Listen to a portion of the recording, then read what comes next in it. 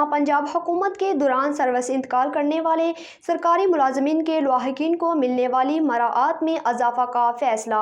مزید تفصیلات bureau chief Lahore میاں کبیر احمد کی اس رپورٹ میں۔ پنجاب حکومت کے دوران سروس سے انتقال کرنے والے سرکاری ملازمین کے لواحقین کو دی جانے والی مراعات میں اضافہ کر دیا گیا۔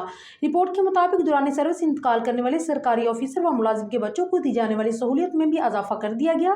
صوبائی کابینہ نے سیکرٹری خزانہ کی تجویز کردہ مراعات سے 1 گنا زیادہ اضافہ کر دیا۔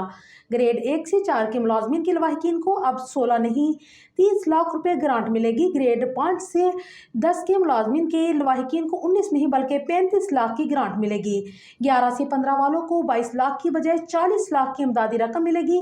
گریڈ 16-17 کو 25 کی بجائے 45 لاکھ کی رقم ملے گی۔ 18 اور 19 والوں کی 34 سے بڑھا کر 60 لاکھ گرانٹ کر دی گئی۔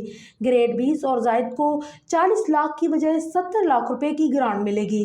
دوران سروس انتقال کرنے والے آفیسر کی ریٹائرمنٹ کی تاریخ تک اضافے کے ساتھ مکمل تنخواہ بھی ملے گی۔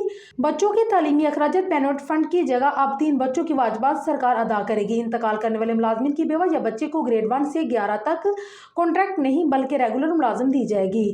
دوران سروس انتقال کرنے والے سرکاری آفیسر کی فیملی 10 لاکھ روپے تک کا علاج کی سہولت بھی رکھے گی۔